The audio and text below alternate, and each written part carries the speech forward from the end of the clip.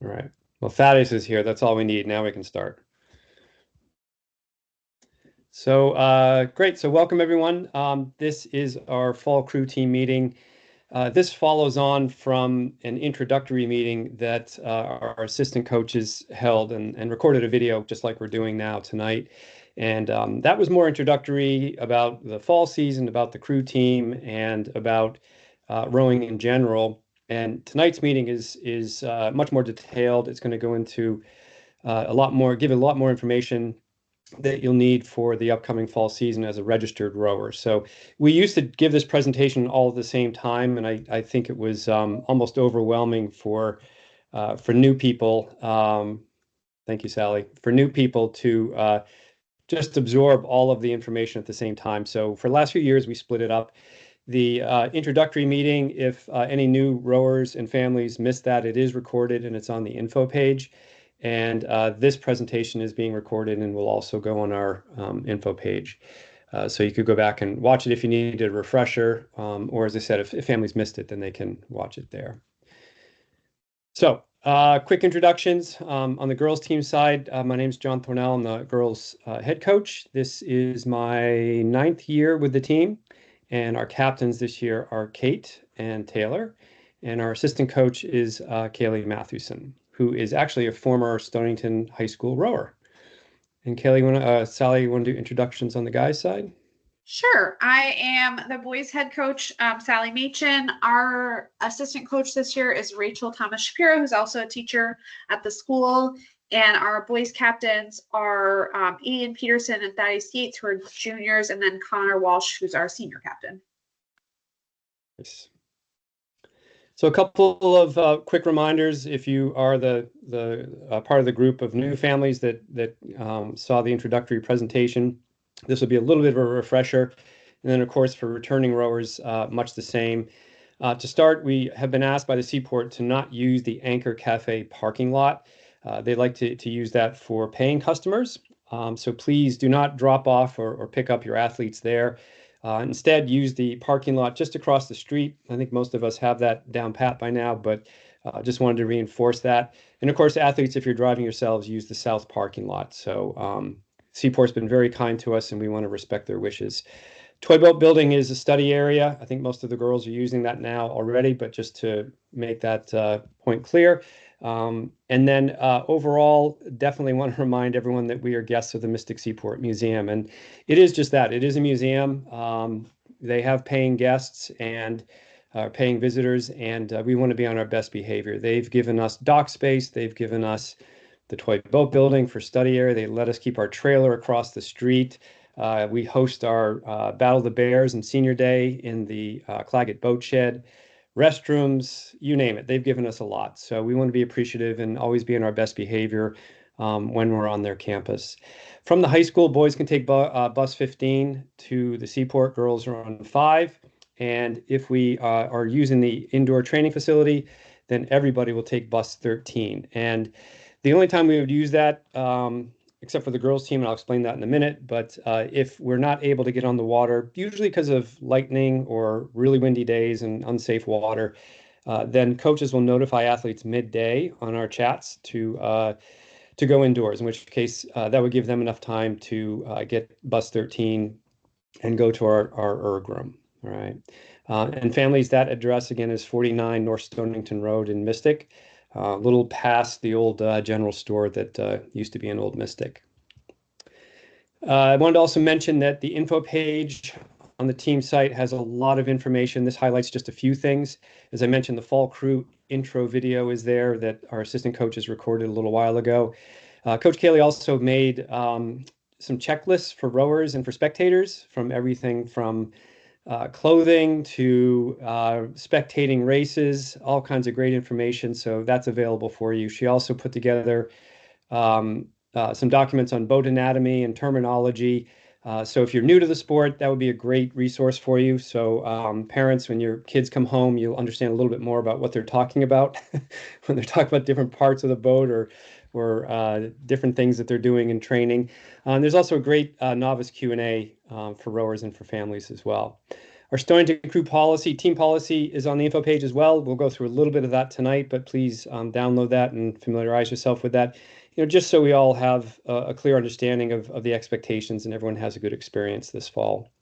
We also have a rowing in college video that we recorded. We update that every year, couple of years or so, and it's been really well received by the families. There are a lot of opportunities to row after high school, and we're really excited to have over a third of our athletes go on to row. I'm going to let Rachel in. Oh, you got her? Thanks. Over a third of our athletes continue in college, which is just terrific. We love seeing them enjoy the sport after, and then even come back like Kaylee. And we had another coach for a while come back or another rower come back and coach with us as well. That's on the info page. We also have a document that we maintain and update that has questions that coaches have asked our rowers during the recruiting process. And we also keep track of questions that our rowers ask the coaches. So there's a lot of great resources if rowing in college is something you want to do. This presentation, this video is really helpful to kind of give you an idea of the landscape and what's available out there, and also give you some steps to go through the recruiting process. So there's a lot more up there, but this is just a couple of the highlights. So please, check out that page. There's probably something there that'd be beneficial to you. We're going to touch a little bit on fundraising. We do get support from Stonington Public Schools in the spring. We are a varsity sport in the spring, but we are also a very expensive sport, and we row 2 other seasons when we're not a varsity sport. So we have a lot of expenses to operate and to offer the program to the athletes that we have. So we generate 80% of our income, I guess you could say, or we cover the program fees ourselves. And most of that 80% comes from fundraising. You can see some of the fundraisers listed there. And we've started over the years to make them more so they reach out to other people to get support. We have, obviously, families are paying rower fees. We have families that are volunteering at fundraisers. We have families that are going to fundraisers. So we really wanted to reach out a little bit further than our immediate rowing family to get support. So the reason for mentioning all that is when you see a fundraiser come up on social media, please share it and try and get as many people involved as possible.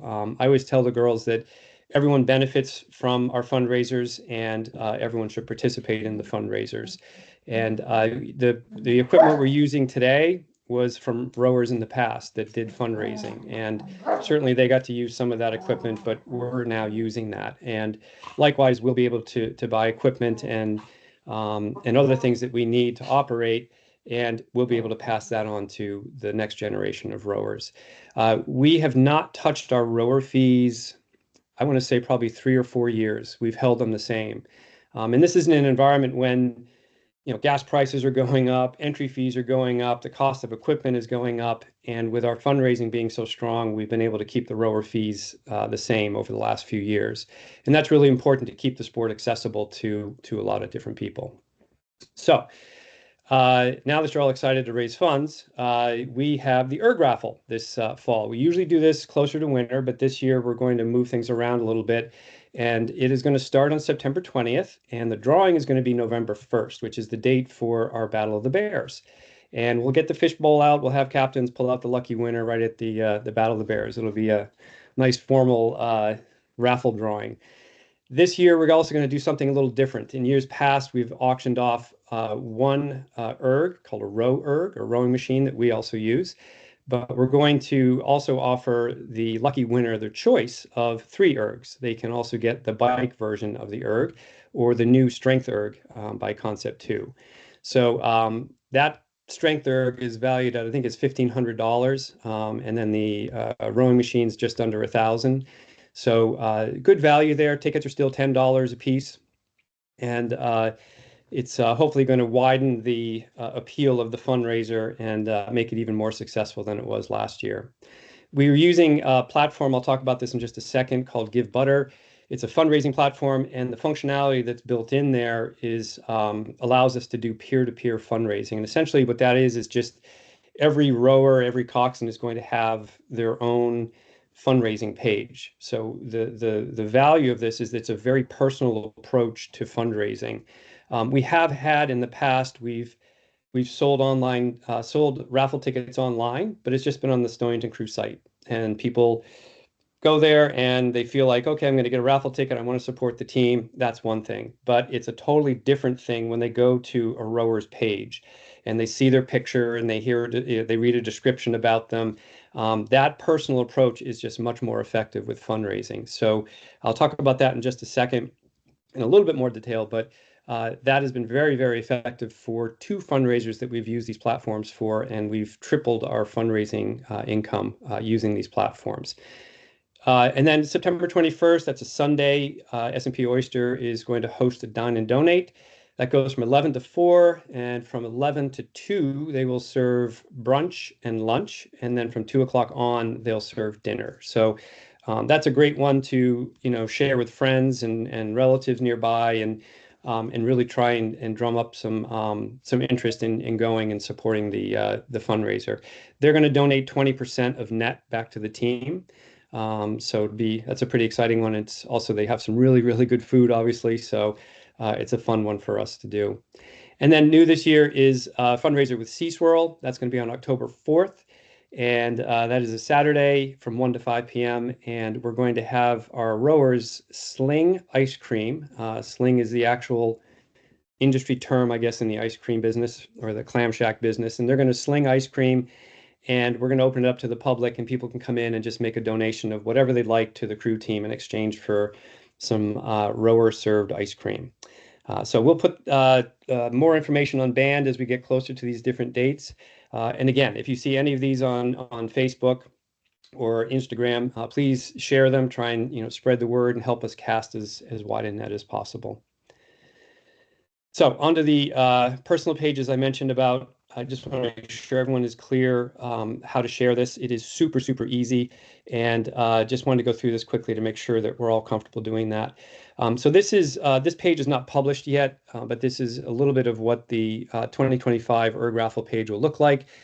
You'll see below the team members, you see a description of the whole fundraiser, all the details. We will ship anywhere in North America. So you can cast a pretty wide net with this by sharing this out to people. In the middle section here, you'll see team members. Right now, it's just me and Mr. Bean, but you'll see a whole bunch of other rowers and coxswains in here, coaches even. And to share a page, you just go to their picture and you click on that, and you'll get a personal page that comes up. So here you'll have like a little bit of a personal story. Of course, they can put their own picture in here, the athletes. They can put what their goal is.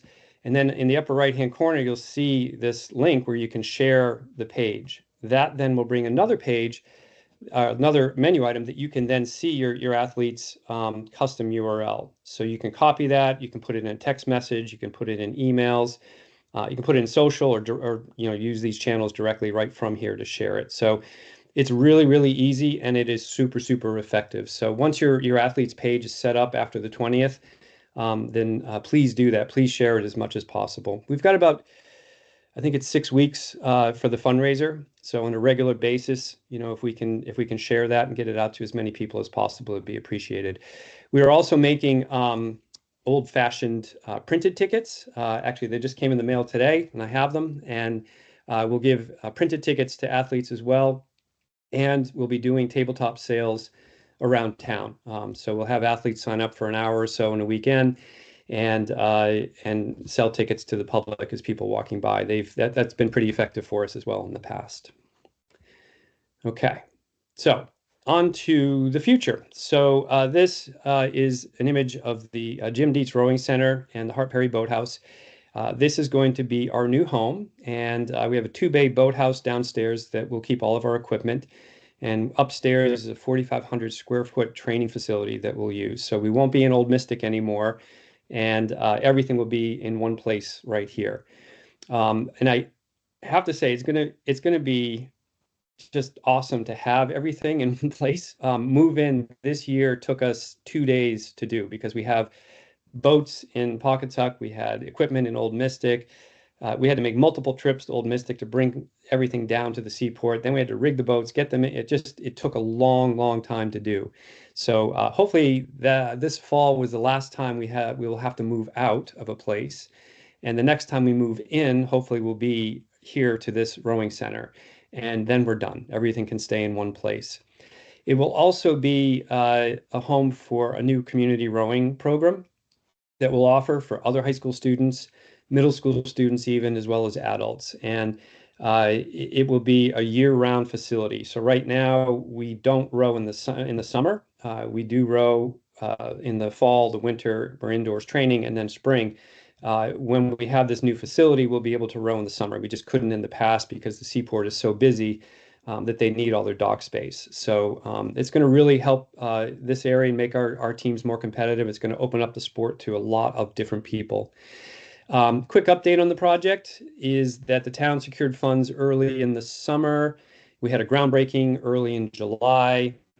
Stonington Community Rowing is the organization that is raising funds to build this facility, and they've raised 2.3 million, or actually closer to 2.4 now, but we're getting there.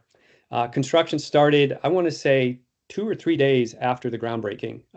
Construction crews were in there and they're just flying through. If you saw, I posted some pictures the other day or yesterday. Yesterday about the foundation walls going in and the house. And today I went down to the property to go for a row, and the foundation walls are already up. I mean, they're moving really, really fast. So the idea is to the current plan is to have the boathouse, which is a post and beam structure, and it's being milled right now. We ordered all the materials. It's being milled and will be essentially built and just raised. It'll be about 4 weeks to do that, starting in early October. And then over winter, they'll finish the interior. Then they'll make it weather tight, and we should be ready to go in the spring. Docks will also be installed before spring. So fingers crossed that still is the plan. Last I heard, crews were a day behind schedule, which is just fantastic, actually. So it's pretty exciting. The house may be phased later. That was something that the state determined we needed to keep because it was in a historic zone. And that will have our change rooms, have a meeting area, have office space and storage. But we are trying to fundraise like crazy so we can finish everything at the same time and not have to phase and stage this and have the house, be done later. So of course, if you know anybody that would like to get involved and help out, please put them in touch with me. But super, super exciting to have that by next spring. This has been a long time coming. The town bought the property in 2016, so we're going on a decade now, and it's pretty exciting to see it finally underway. So in the meantime, we have some exciting fall races to talk about. So fall racing is our head racing season. These races are a little different, a lot different from the spring, where we're racing single file. Crews will cross the starting line, every 15 seconds or so, and you're essentially racing the clock. But along the way, you have other boats that you can feed off of. You're being chased, you're chasing other boats. You can see in this picture, Stonington crew is 76 there, and they caught this other boat 74. So that's fun along the way, but at the end of the day, you don't really know how you placed until you cross the finish line and you get your time. And then all the crews are listed based on their time. So it's a fun course. They're usually on rivers. They can be kind of winding and turning, and it's just nice to have a bit of variety. They're also a bit longer in length, 3K to 5K. So it's fun, within the same sport, which admittedly is highly repetitious, to have some variety like that. So in the spring, then we'll have sprint races, which are 1.5K, 1,500 meters, and it's just a straight shot, 6 lanes across. So it's very different. Boys practices are on the weekdays, 2:45 arrive. Girls arrive at 4:15, and we go for 2 hours. Girls, we flip around on the weekend. Girls are there at 7 o'clock, and boys are at 9 o'clock. But I know that they arrive a little bit earlier. It's a Saturday morning. You got nothing else going on, so go to practice and get a head start on things. Boys also practice Tuesday mornings with Coach Sally. She'll work with the varsity guys on arrangements there and when they go. and then and who goes. And then the girls this year or this fall, we're doing something a little different. We're indoors. We're going to be up at our erg room on Tuesdays and Thursdays from 2:45 to 4:45. This is normally the boys' time slot, but since they're on the water, we're able to take the early time slot on those days. The exception will be if the guys can't get on the water, then they'll have their first time slot back. So the girls will just be indoors at 4:15 at our usual time. And then, yeah, Saturdays, if we're not racing, we of course have that schedule there.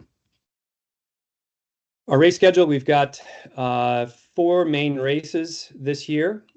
Start with the Guardian Chase, and that's up in Glastonbury. That's a good starter for us. They have a short novice course. It's 2K in distance, so it's a great intro to the fall season. Varsity crews race a full 5K. And then we go to Hartford. We race Head of the Riverfront, and then to Worcester after that for Northeast Fall Championships. And then we finish back in Glastonbury with Head of the Horseman. We're not going to the Head of the Fish this year. We're going to try the Head of the Horseman and see what it's like. It sounds like it's a fun event. They do mixed boats and kind of make it a fun end to the season.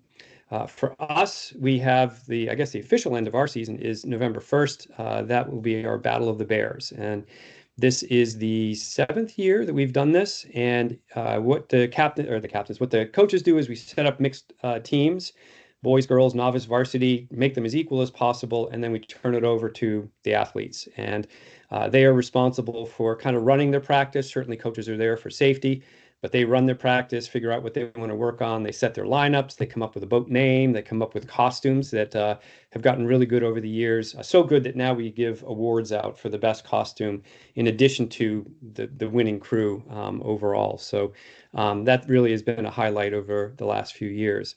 And then we have one entry in the Charles this year, which is the Sunday the 19th.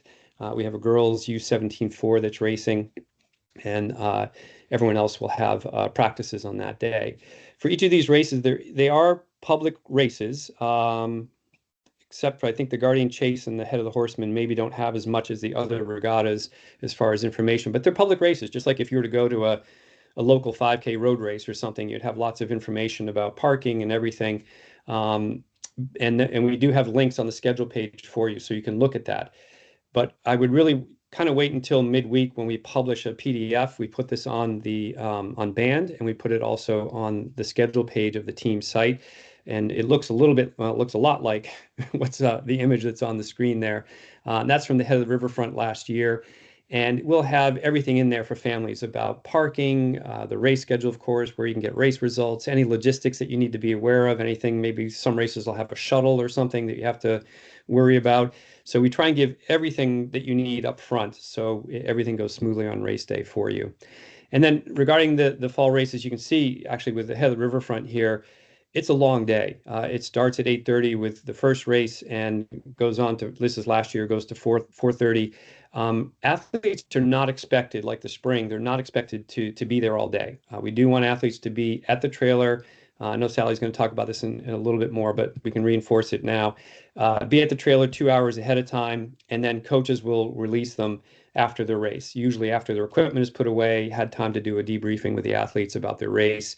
But it is a long day. You're welcome to stay. You're welcome to support your teammates, but it does take a bit out of your day. So we understand if you don't want to stick around, but do wait until your coaches release you just to make sure that everything's taken care of. Okay, communications. Really, the Stonington Crew website is central for everything. We do have a YouTube channel, but really that's just used for hosting. You can certainly follow that channel, but most of the videos are linked from the Stonington Crew website, so you can find them on that site. And then any updates in between and fun things we do with Facebook and Instagram, so please follow those channels as well, those properties. And we also have Band, which one of our board members found 3 years ago, 3 years ago. And this has just been terrific for us. We used to have, before Band, we had different applications that we would use, and people would have to remember different logins and everything. Here with Band, everything is in one place. So we have like a community board, which is like your Facebook feed. We can share documents, like I mentioned. The race schedule information is posted there. You can download it from Band. We've done signups for like the Chuck Wagon or signups for erg raffle tables. calendar feature. Tonight's meeting was in the calendar feature. The S&P Dine and Donate is in there as well. And you can also use messaging, whether you want to ask a question or give an update to people. We've had parents in the past, warn other families when they're going to a race that maybe there's some construction or something and you need to get, work away or find another way around that.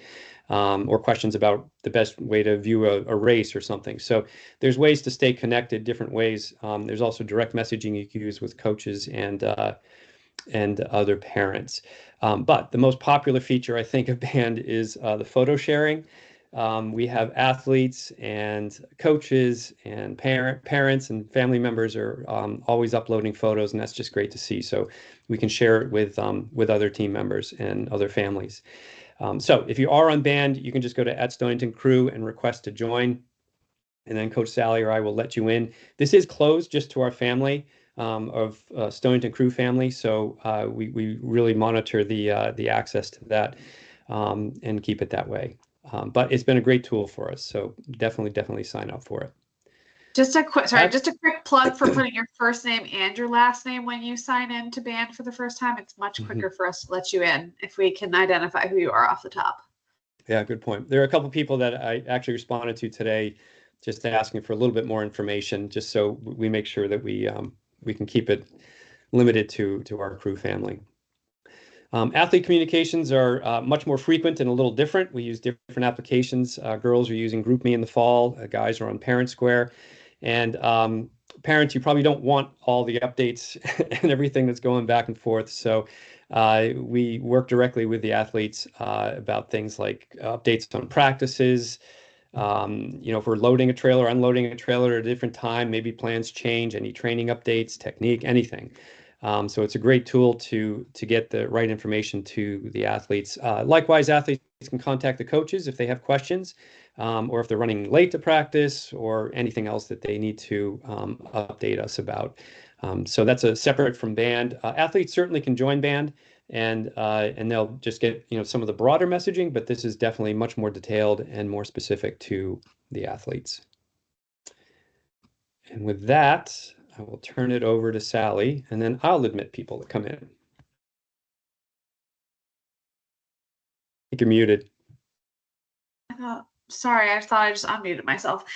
This is just a little bit of information for especially people who are new to the sport, kind of like how our selection works. It's a little bit harder in rowing to tell who's like the star athlete in the boat or what different positions mean in the boat, because it can be different things in different boats. But this is kind of like a breakdown of how we're looking at this for boat selection. Our goal ultimately is to have the fastest boat possible, and all of these things play into that. So attendance, we'll talk a little bit more about that later, but obviously the more a boat is able to practice all together, the faster that boat is going to go. Attitude, being positive, enthusiastic, and when there's feedback that needs to happen, then it's constructive and we're supporting our teammates to help everyone get better. Coachability, so the ability to kind of like listen to coaches and be able to make changes when we see especially newer athletes who are really coachable. We know maybe they're not quite where we want them to be at the start of the season, but we know they're going to make bigger progress through the season, and that can really help their boat improve as well. Fitness, we do use some off-water selection tools for assessing what's going on with fitness. So erg scores, 2K and then 5K and 6K are kind of like the big erg scores that you see done as tests for rowing. We use that as a piece of this information, as you can see. So it's not always going to be that the fastest boat is the top 8 or the top 4 fastest erg scores. That's just a piece of what goes on. Someone might have really great fitness, but then in this next bullet point of technique, they're struggling to apply that power on the water. And so both of those things work together in terms of determining boat speed. So technique, obviously, if someone's working on technique and they're really coachable, that's going to get better and better too. And then this last point about athletic mindset is kind of how people are thinking about approaching that they are wanting to get better, that when things happen where they're working on a technique, they're able to work through that, or if something happens where a race result doesn't go the way we want it to go, that we're able to figure out how to work through that and turn it into the whole team getting faster. Okay. This is our overall team policy. And part of that is arriving on time for practice. So a lot of those times you'll see, especially on the weekdays, is the girls are getting there at 4:15, but they're launching at 4:30. The boys are getting there whenever the bus gets there, which has been more like 2:55, but we do our best. But really, like, that plays into if athletes or parents are transporting themselves a little bit more. Obviously, they can't control the buses, but that we're getting there ready to launch, and all bathroom stuff and changing and all that stuff is done before they show up to the dock and ready to launch, and move things around. Other activities shouldn't interfere with practices or races, and we'll talk a little bit more about how that affects teammates. This is a little bit of like a just FYI. Obviously, this doesn't apply for fall, but we do practice through spring break. So for rowers who are new and planning on rowing in the spring, we always practice through that week, and we usually have a race at the start of that week and at the end of that week, and we're able to get twice a day practices during that time. So it's a really important conditioning and technical development time. So for kind of just like planning ahead purposes, we do definitely practice during spring break, and we expect rowers to be there for that week. We do want rowers to be at practices during the week. That is going to be part of determining race lineups that weekend, that rowers might not be eligible if they're not able to attend practices that week, because we want to practice the lineups that we're racing that weekend. Obviously, we want rowers to respect coaches, teammates, and our opponents. Fall racing, because it can be lots of different boats on the water at the same time. It's not just an event of 2 to 3 boats or 6 boats. There's a lot of boats on the water at the same time, and sharing space. And so communicating, sometimes coxies have to tell other boats that they need to yield or that they need more space or communicate. And we just expect that communication to always be respectful. We do want rowers to have appropriate clothes for practices and races. Obviously, we have a race uniform, but also when things get cold in the fall, sometimes we care more about people being safe in terms of not getting hypothermia. And so we'll remind rowers of layers, and the same thing goes for practice during the week. They leave the house in the morning, and so making sure they're ready with change of clothing and rain gear in case it is a wet day, that they're ready to change afterwards.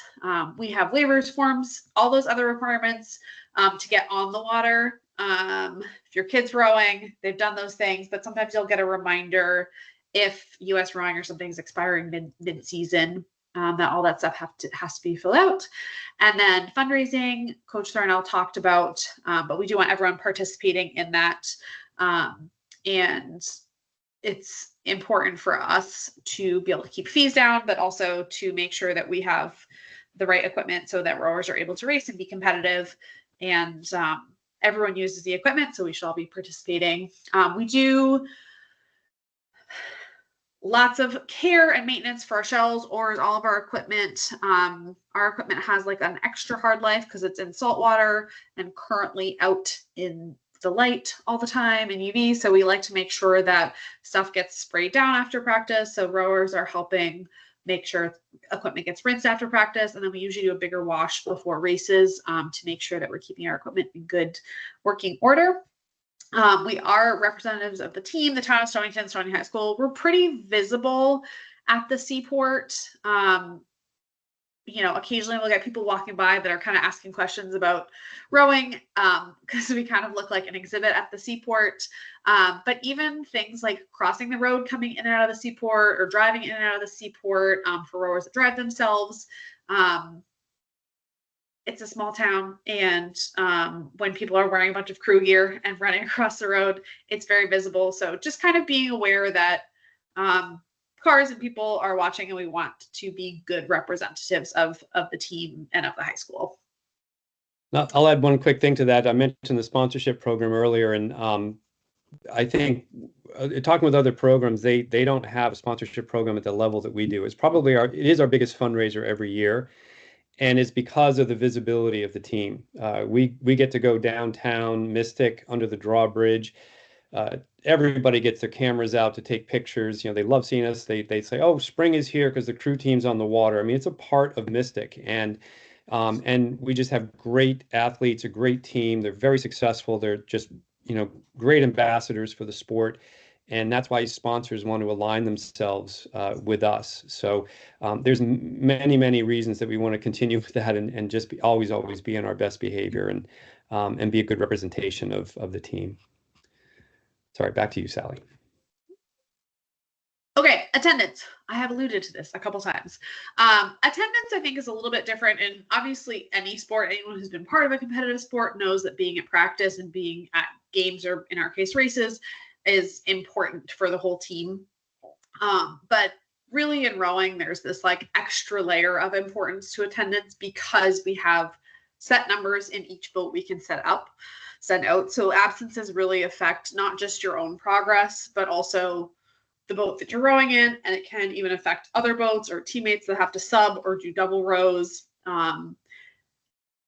It can even spill into affecting other families and their schedules. Like when absences come up that are excused, so if there's a medical emergency, if there's a family emergency of some sort, if there's an academic reason that someone has to miss practice, like those are all excused absences. But the earlier we can get that communication, the more we can kind of try to plan for practices. But really, like, if we have exactly 2/8 worth of rowers and one rower's not there, that means there's at least another 3 rowers who can't row that day, because the next boat down we can go to is a 4. So it has a big impact on that boat. And then sometimes if that's a rower missing from the 1V, we either have that boat not able to row, or we pull someone up from the 2V and that boat can't row, or we have to move people around. And that's when families start to feel like, what's happening with the schedule? Because the schedule is different every day. And it's like, we're just trying to get boats out on the water. So we do our best, but it really has a big impact on everybody else. And if, each rower just misses one practice during the entire fall season, we have a pretty short season. And if there's even just 2/8 on the team and everyone misses a practice, that's 18 practices that we're missing. And so that's like pretty huge, right? That starts to spill over and affect a lot of our performance. And then it's frustrating for athletes who don't get to go out on the water consistently, or someone has to sit in the coach boat and we can't get rowers out on the water. So it's really important, and it has a really big impact on everybody else on the team. So the earlier we can hear about anything that happens that's excused, the better. And other stuff, like I said, we don't have that long of a season. We have usually 6 to 8 weeks in the fall, 6 to 7, and then 2 months in the spring of race time. So anything that can get pushed to either end, those activities can hopefully get planned outside of our practice time.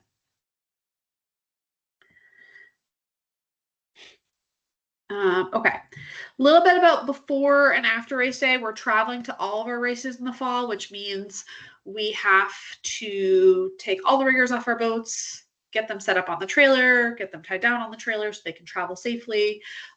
So we do usually do wash down of boats before we put them on the trailers. If we have a Saturday race, that means Friday's going to go a little bit late. And if we have a Sunday race, that means Saturday's going to go a little bit late so that we can load stuff on the trailer. Most typically rowers are doing,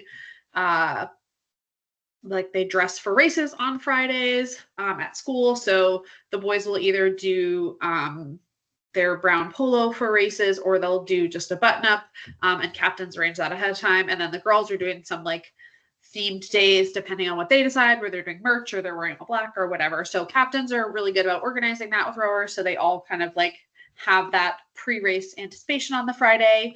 Both of our teams typically do pasta dinner the night before a race. And we've had very gracious parents welcome many rowers into their houses the night before races. It's just fun team bonding, and kind of lets them have a little bit of time outside of practice to get to know each other.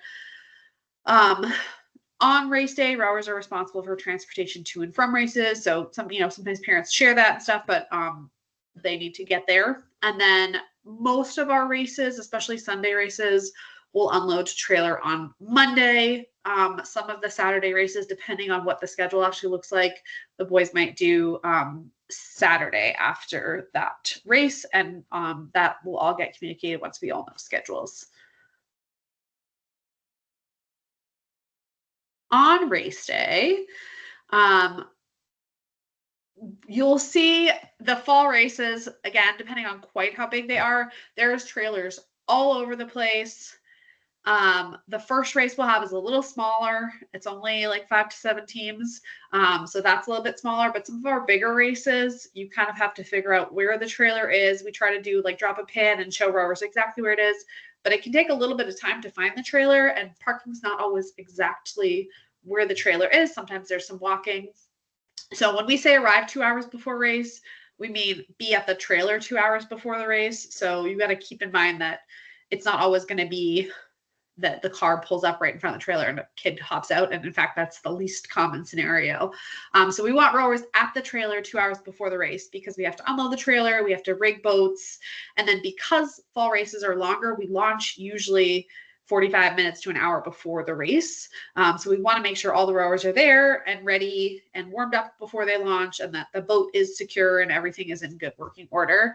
The trailer is kind of like our locker room. So that's really a spot where rowers get dropped off, and hopefully families are staying not like so far away. But if you guys can give them our space at the trailer so that we can get boat talks done.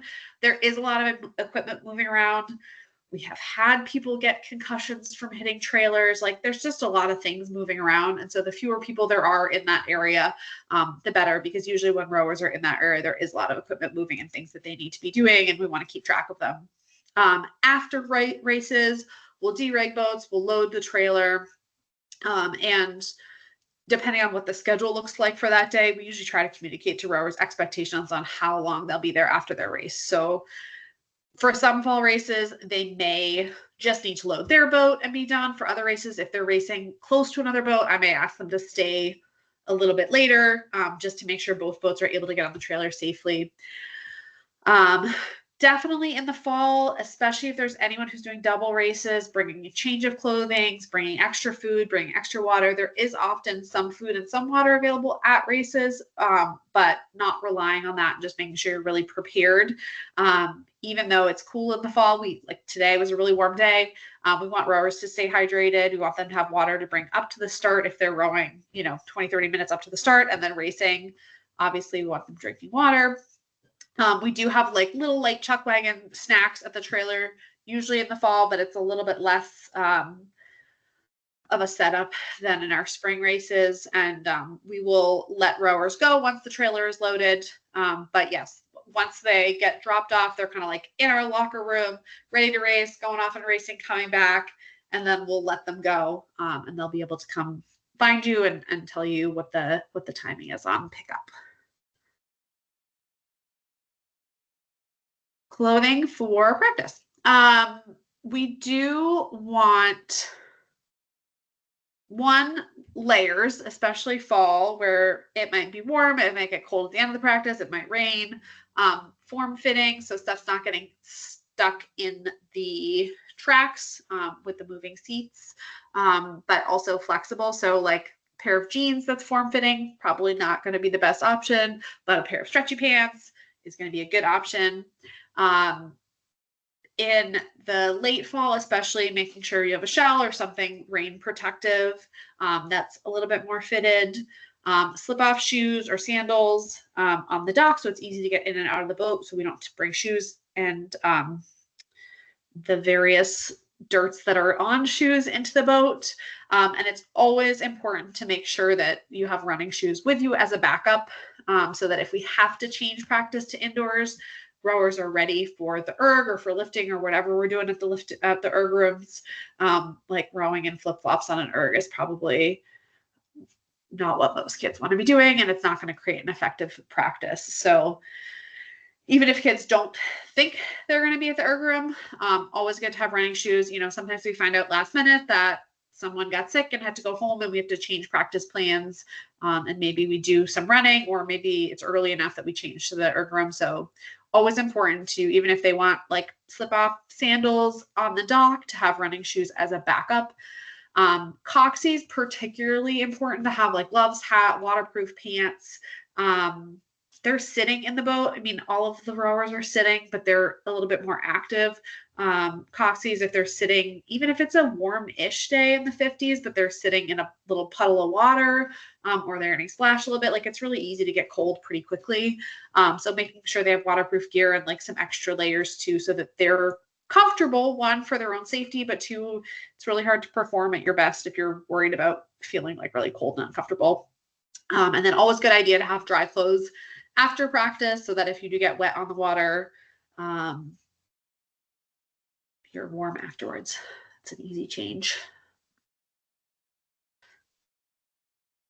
For our races, the rowers wear a tank top, as you can see here, with an S on it, and black shorts. And then each team also has the option of unisuit, which is basically just the same thing but attached to itself.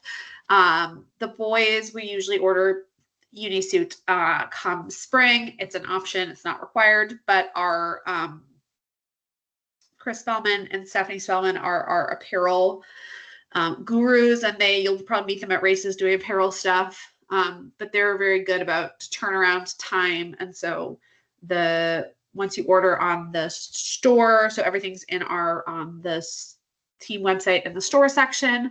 Once you order on the store, they're pretty quick about getting things delivered to practice. And if anything happens with sizing, oftentimes you're able to do an exchange, because we have everything like pre-ordered, so we can keep it on hand, so it's easy for everyone to order. The black shorts we do have for sale, but as long as they have like basically a spandex black short, it doesn't have to be the one that's in the store. The S tank obviously is the Stonington Crew logo, so that is the one that's really required. And then if you don't have black shorts already, they are available. The shell orders, so I don't know if we can go back a couple slides, but the practice gear that you saw, that there we go. There's Mateo, I think, and his shell has the Stonington Crew on the back. It has the rowers. Usually they do last name on the front and then graduation year on the arm. They're not required. They are a little bit more expensive. They do last really well, but a lot of rowers really like to have them because they're a really good wearable waterproof layer for races. And they have a little flap down the back to protect rain from getting the back of your pants. They don't have any like pockets or things to get in the way of fingers on the front. So they're a good like slip-on layer for sometimes rowers will wear them for races or for practices. But that order is going out on the 13th, which is Saturday this weekend. So that is listed currently on the team store at $0. That's because depending on the volume that we order, the pricing changes just a little bit. And also because we know there's some upfront costs to rowing, we're kind of like backloading that cost for you. But they do have a cost. I think they're a little over $200, and that price is probably listed in the store as well. But that cost will come later. Once we do the order, usually takes about 6 weeks for the turnaround on that because they're customized. For the travel portion of things, we like rowers to show up like as a team, even when they're on land on travel days, and looking like professional. So boys have a brown polo and then khakis, and then girls have a white sun shirt and black bottoms to wear, so that we're not showing up in like pajamas and whatever else our opponent's colors. We're showing up like looking ready to be behaving as a team. But yeah, Chris Spellman's contact information is available if anyone has questions about apparel stuff. That is a great starting point. If you send a coach an email, we're probably going to direct you towards Chris. So that's a really good starting point for any apparel questions. Safety information. So we obviously like to go fast. We like to have fun. We like to be competitive, but first and foremost, we need to be safe about that. So all of our coaches have CAAC certification, are CPR and first aid certified, and then Safe Sport certified. And we update the Stonehenge Police Department each season to tell them what's going on. We have life jackets in the boat. We have first aid kits. There's 280s at the seaport. We try to have 2 coaches on the water, and we try not to go out with too many boats per coach. We keep it to 2 8s per coach, and we keep the coach in sight of our rowing shells. And we also have VHF radios in the boats. The U.S. rowing safety video, we make sure rowers are watching that once a year. And then our rowers who are, I mentioned Safe Sports. Safe Sports, what the U.S. rowing, what our governing body uses as like their education platform for making sure like athlete communications are safe and all those kind of things. So when our rowers turn 18, because they're on a team with a bunch of people who are under 18, they also will go through that safe sport training. So I think we have a couple of those coming up this fall of when athletes turn 18, we'll give them the heads up that they need to do that safe sport training. It's a free 90-minute training, and they just do it through their U.S. rowing portal.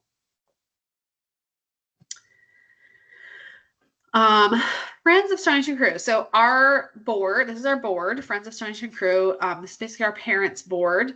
It's a 501c3 nonprofit. And this is where our like fundraising image, our chuck wagon, our apparel, all of our parent communications.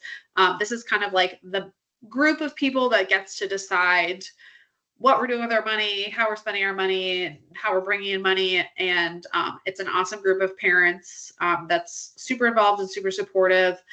We have meetings on the 4th Tuesday of each month at 7 p.m.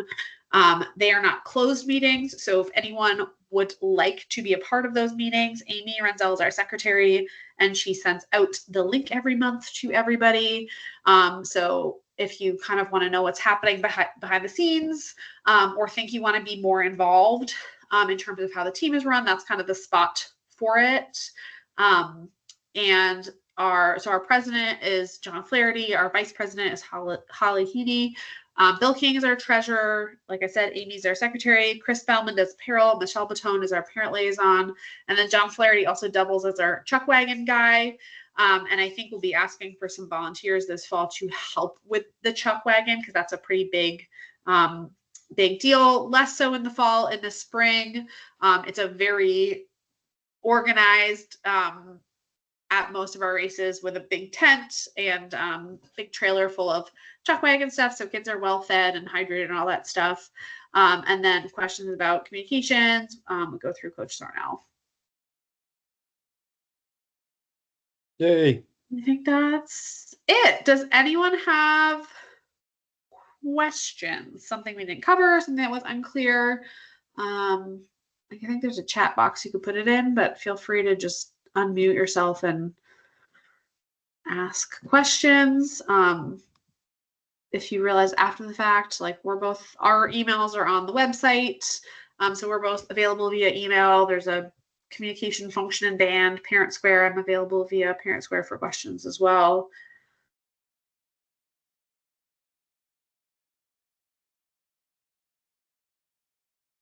Going once.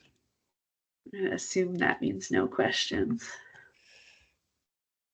You do this for a few years, it starts to get pretty tight. All right. Well, yeah, if people have questions, reach out to us. But hopefully we have a fun, productive fall season. Thank you, guys. Thank you, everyone. Thanks.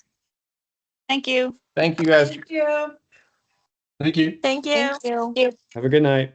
Have a nice night.